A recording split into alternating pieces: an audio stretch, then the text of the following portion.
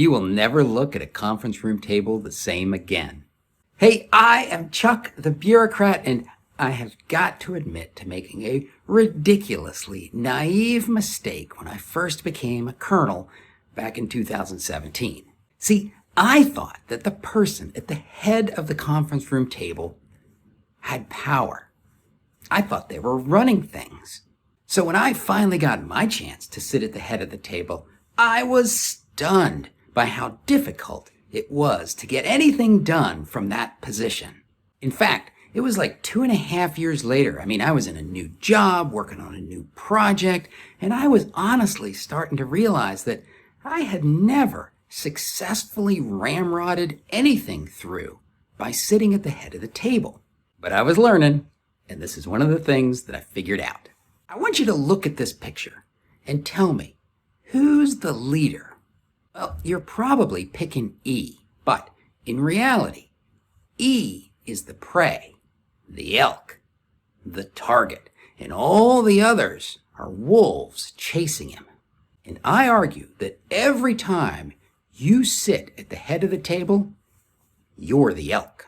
I read this interesting article a while ago that suggested that when wolves are hunting, they're not actually coordinating their movement. The researchers set out to build the simplest model they possibly could to simulate the behavior of hunting wolves. And it all came down to 2 rules. First, an individual would approach the prey to a minimum safe distance. And number 2, an individual would place himself halfway between the wolf on his left and the wolf on his right. In fact, I made the mistake of mentioning this article to another researcher who studies wolves, and they just went berserk.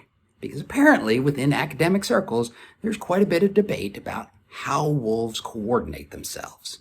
Anyways, back at the conference room table, I knew I was getting beat by the other people around the table, and I kind of assumed that they were colluding behind my back. Coordinating their attack on me, that hapless elk. But then I started to notice that they were really doing what the wolves in that paper were doing.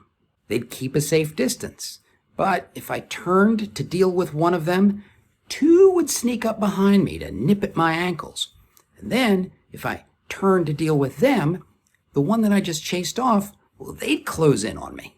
If they got tired, they just rested.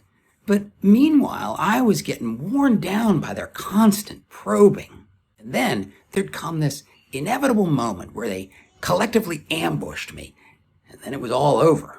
So that was my first aha. They did not need sophisticated coordination to kill the elk. And then came my second aha. If you want to control the outcome of a meeting, don't be the elk. You don't want to run the meeting. You want to control the meeting. And the best way to do that is by being one of the wolves. Think about it like this. If you want to bring an elk down, you press, press, press.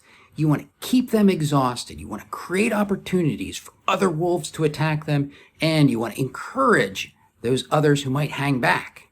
But if you want a meeting to go a certain way, then what you do is you kind of stay to one side of the elk, so you make sure he doesn't go the wrong way, and you create openings so he can escape in the direction that you want him to go.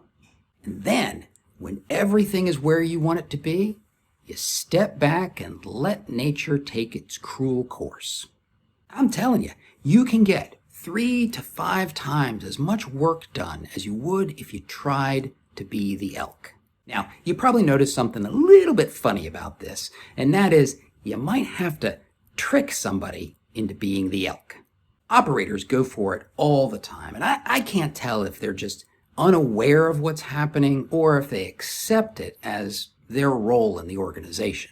But if you start dealing with advisors or analysts, they're a lot less likely to jump into the role of the elk. And again, I'm not sure if it's because they know what's happening. So what you might have to do is have your boss convince their boss that it's in his best interest to be in charge, and that can take some wrangling.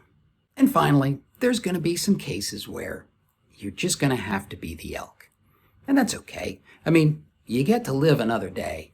And once you know what's happening, it's easier to cut yourself some slack if you don't accomplish every single thing that you set out to. Speaking of knowing something that can help keep you on the top of your game, check out this video.